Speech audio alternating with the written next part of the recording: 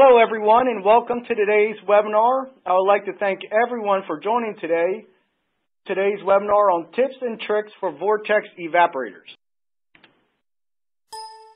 I'm going to start off with a quick explanation of what Vortex evaporators actually are, ways to effectively utilize your vacuum source, how you can collect more solvent when you're evaporating samples, ways to enhance analyte recoveries, and then at the end I'm going to summarize everything up and then have a session for questions and answers. At any time during this webinar, if you have questions, please submit the questions and I'll get to them at the end. If there's a chance I don't get to everybody's question, my contact information will be on the last slide. Please contact me and I'll get an answer to your question. So what are Vortex evaporators?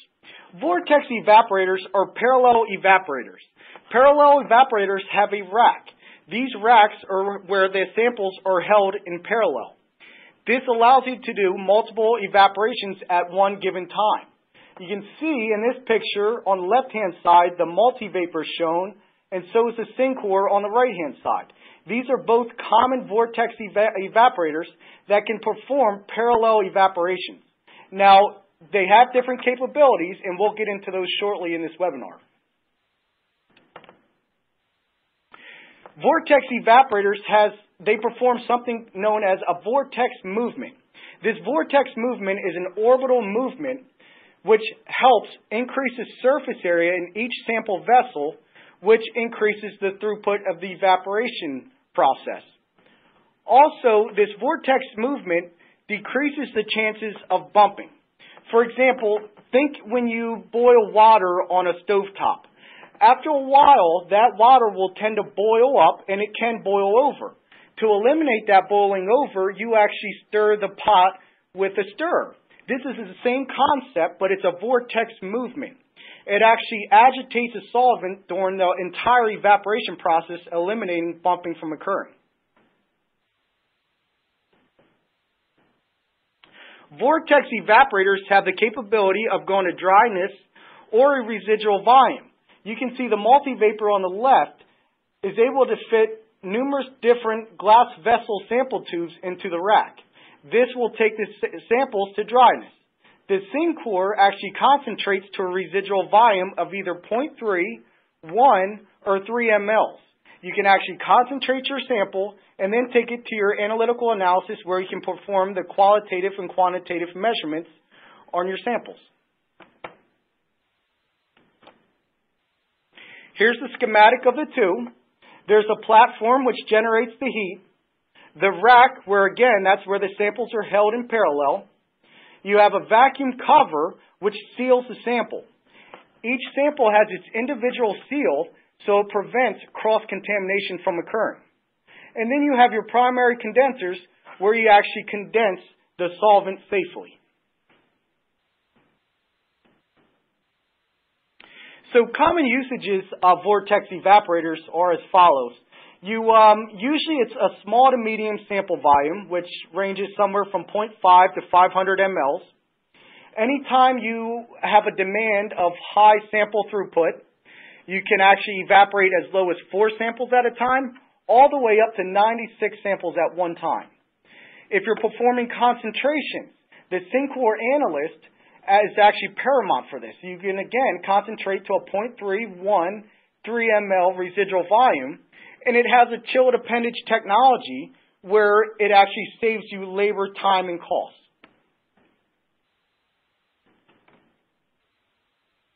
Some common applications: environmental food feed analysis.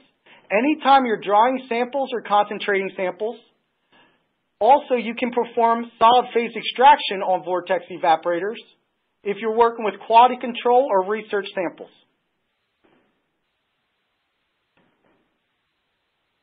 Now, there's different Vortex evaporator technologies out there. There's some that rely on a nitrogen blowdown technology and some that rely on a vacuum technology. I always highly recommend to use a Vortex evaporator that relies on a vacuum technology. That's because the boiling point of a solvent is strictly dependent on the pressure of the system.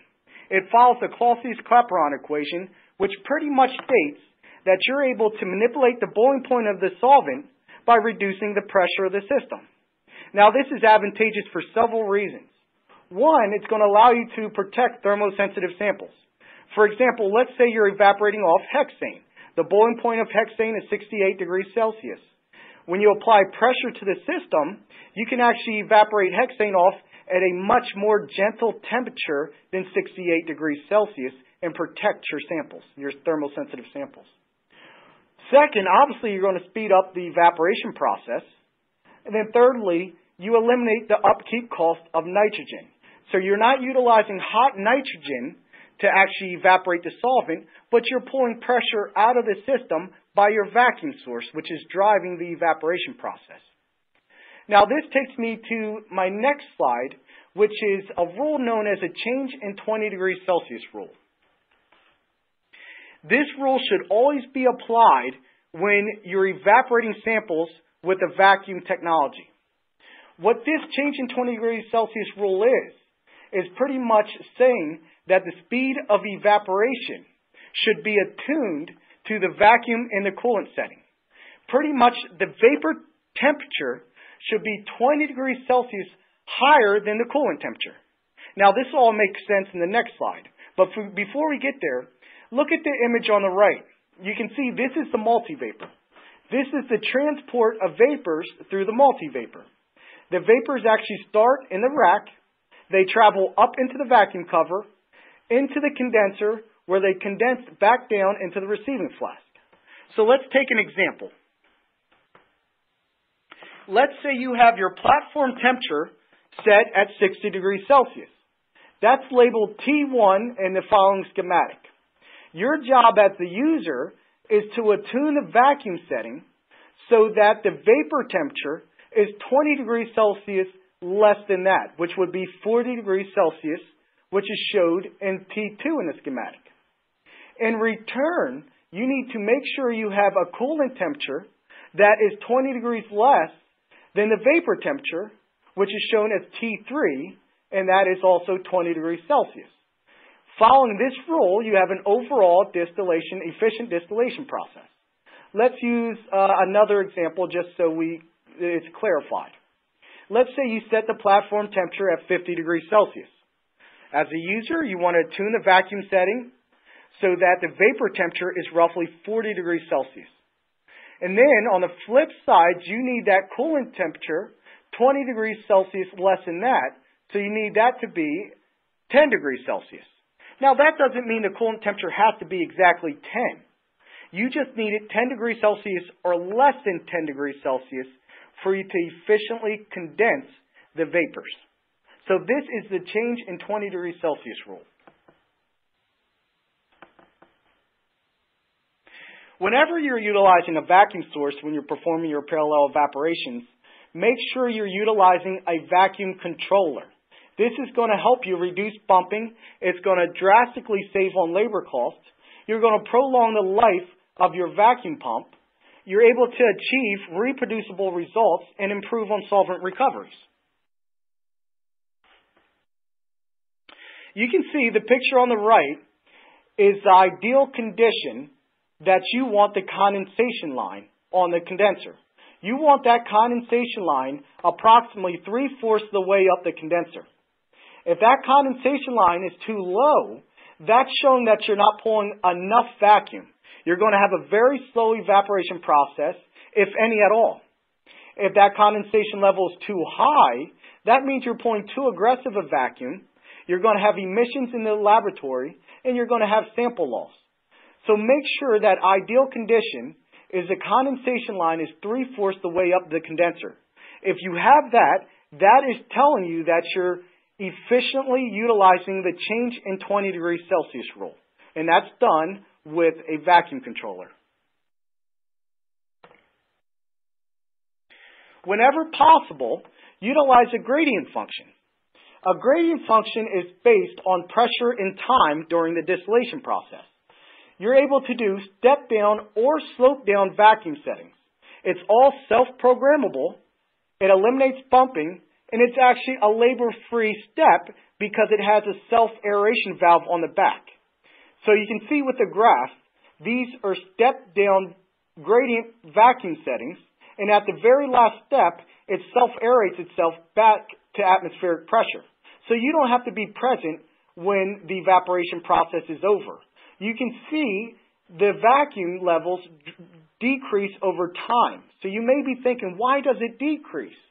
Well, that's because if you take a parallel evaporation unit and you take the inside of it from atmospheric pressure, which is roughly 1,000 millibars, and take it right to 200, 300 millibars, most of your solvents will end up bumping, like we discussed earlier. So if you gradually bring it down like the graph shows, it helps eliminate that. That gradient function is just an automatic way of doing it, so you don't have to be present and turn it down manually.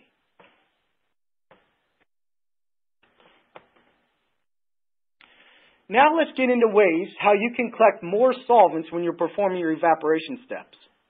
One is to utilize a refrigerator receiving flask. I have this shown on the right-hand side. I have it compared to your traditional receiving flasks, which are shown on the left-hand side.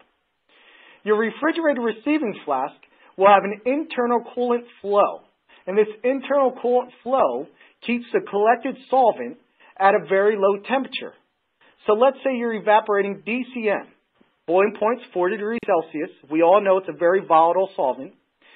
The DCM is going to be collected into this refrigerator receiver.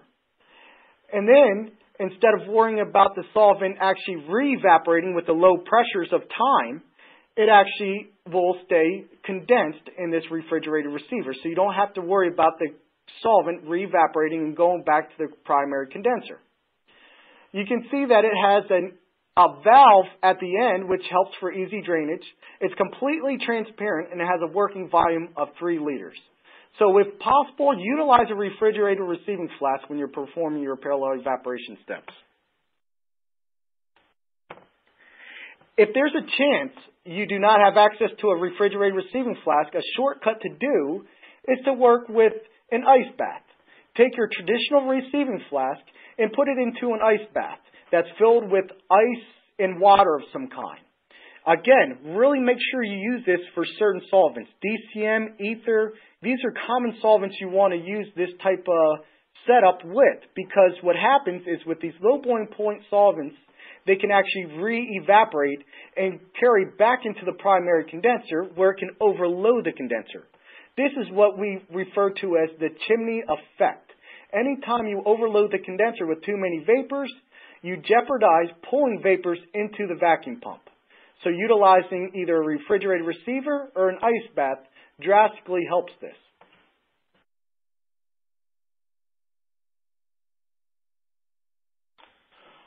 Also, you can utilize a secondary condenser. A secondary condenser is a post-vacuum pump condenser. It goes behind the actual vacuum pump. It eliminates your laboratory and allows you to operate in safe conditions and environmentally friendly conditions. You can see I have it blown up on the right-hand side. There's 2 ports on a secondary condenser. That is the inlet and the outlet. The inlet is the bottom port. The outlet is the top port. It's very important to make sure that the inlet is flowing on the bottom port and the outlet on the top port. That way you have efficient coolant flow through the entire system. When you utilize a primary condenser and secondary condenser, this allows you to collect up to 95% of your solvents.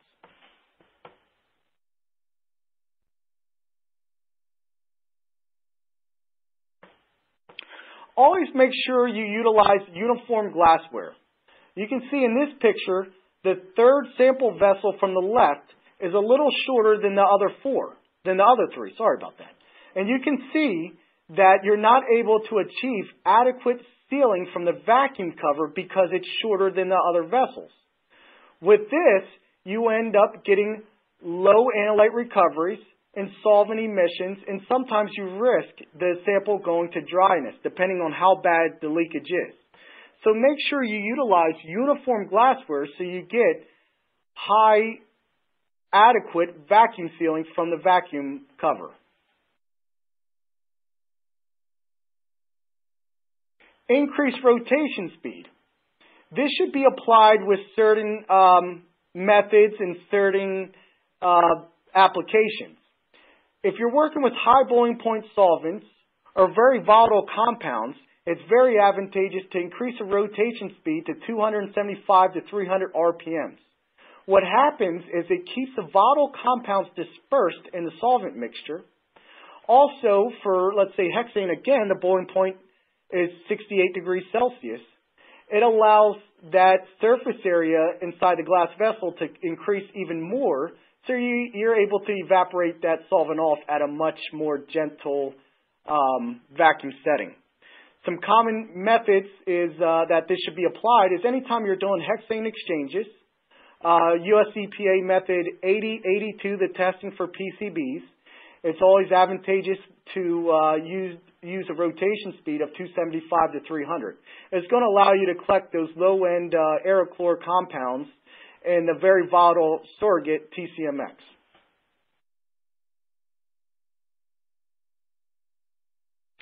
Another way you can enhance your analyte recoveries is to utilize a conservative vacuum setting.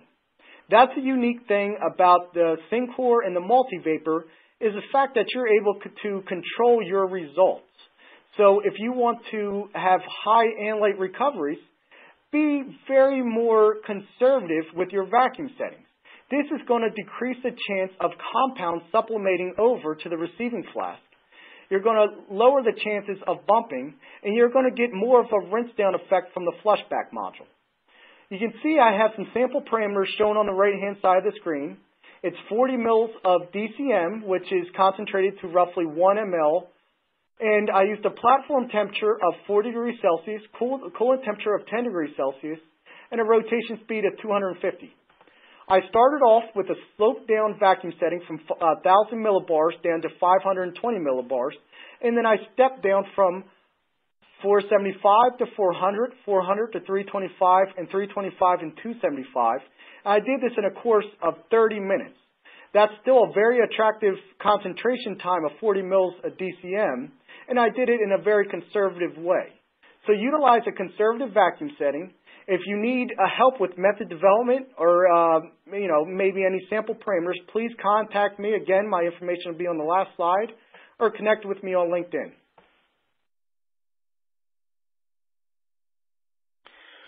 Also, utilize a flushback module when you're working with the Syncore analyst.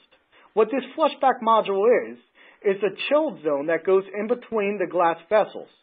It takes the solvent that's being evaporated and it hits the cool zone and continuously rinses down the glass walls of the glassware free of analyte.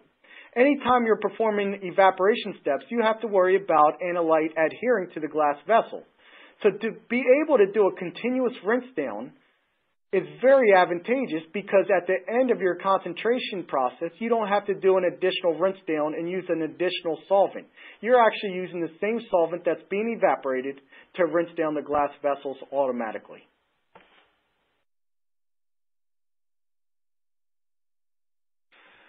Also, whenever possible, look into products that have a synergy effect between the two.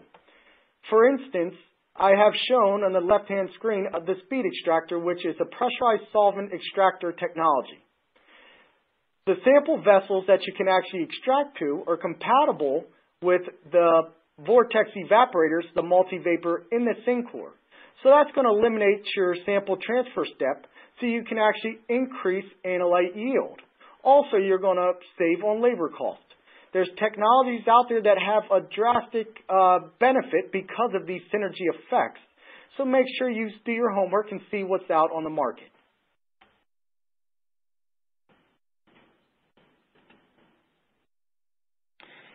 So just to summarize everything up, always apply the change in 20 degrees Celsius rule when you're evaporating solvent. Utilize a gradient vacuum setting when you're working with Vortex evaporators. Keep the receiving flask at very low temperatures to eliminate re-evaporation of the collected solvent. Work with a secondary condenser. Increase rotation speed when necessary, only when necessary. It's very important to know that every method would be different. You wouldn't want to increase the rotation speed for methods that have less volatile compounds than others just the methods that make sense. Work with high-quality glass vessels so you have a uniform sealing system throughout the entire system. Apply conservative vacuum settings. And eliminate sample transfer as much as possible when you're performing your evaporation steps. I would like to thank everybody for the time out today. In the middle of the screen, I have a link where you can download more application notes along with my contact information. Please contact me with any questions you may have if I don't get them answered. And we can start the questions now. Okay, so the first question, how does the SPE setup work? What is the advantage over traditional manifolds? That's a great question. So the solid phase extraction, it's basically a manifold that actually sets up on top of the Syncore. And the big benefit you're getting out of it is the fact that you're able to extract directly into the vessels that are going to be concentrated. So again, it's one of those solutions where you can eliminate sample transfer. Whenever you can eliminate sample transfer, you're always going to have enhanced analyte recoveries and you're going to save in labor cost.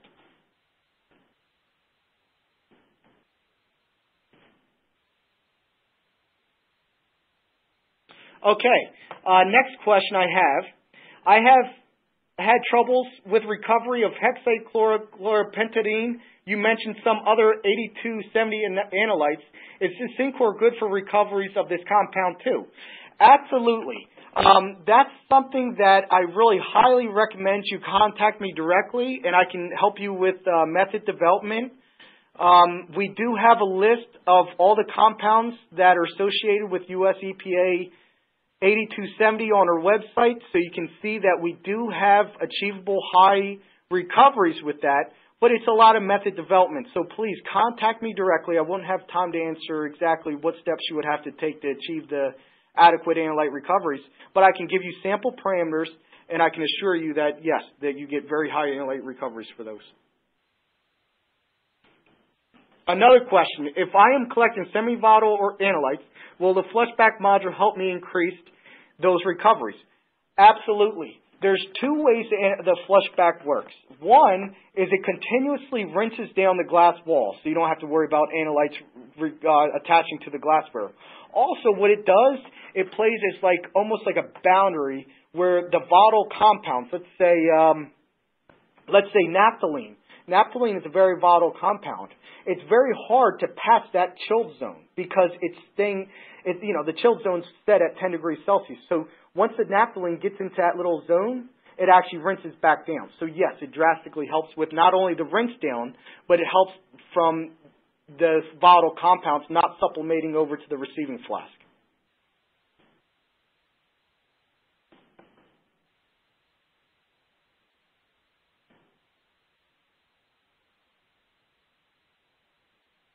Okay, I'm looking at more. There's a bunch of questions going through, so it's a little harder to keep up here.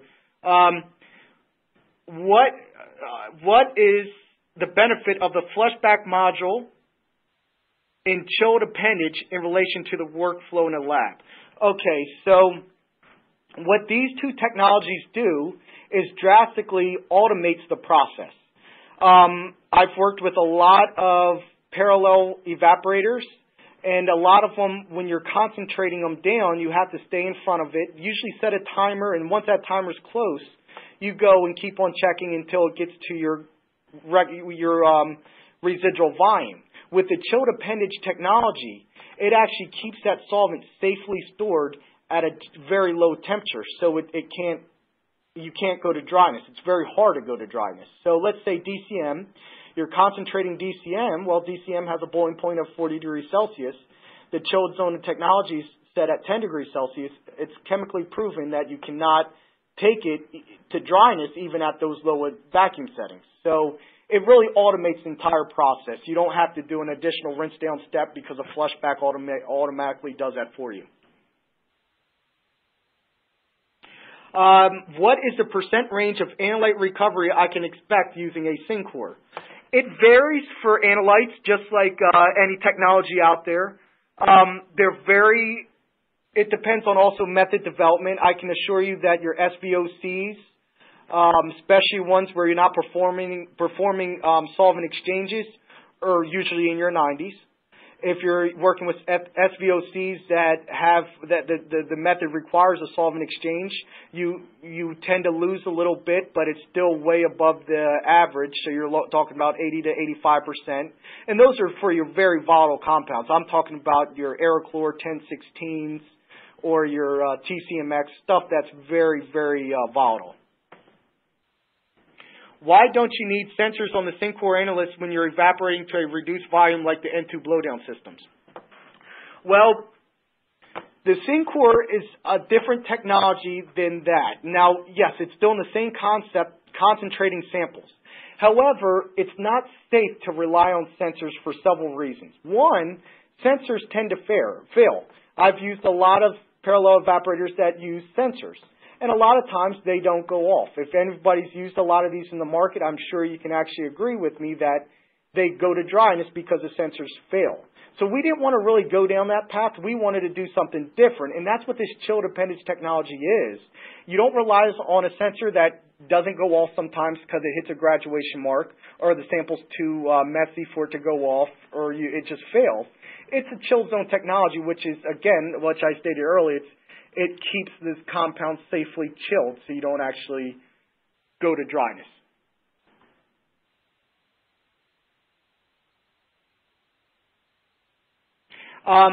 Next one is the slide on gradient concentration showed a cycle time of 30 minutes to concentrate to 1 ml from 40 ml at DCM. Is this the normal cycle time for 40 ml to do 1 ml concentration? Again, this is something which I really find fascinating about the Syncore is that you're able to control these results. If you want to be very conservative and have very high analyte recoveries, then be even more conservative and back off the vacuum setting. If you want to be very fast and throughput's very important to you, then you can be as fast as you want. You can do 30 mils of DCM theoretically in 15 to 10 minutes. But you're not going to achieve the same analyte recoveries you are if you were to take 30 to 35 minutes. 30 minutes is a good, safe time for 40 mils of DCM. I can assure you that it gives very high analyte recoveries, and it's still a very fast concentration time. And don't forget this concept also that it's using the flushback module. So it's actually eliminating the step post-concentration where you have to rinse down the vessels. The flushback module does that for you automatically, so you do not have to worry about that. You don't have to waste additional solvent to rinse down. It all does it automatically.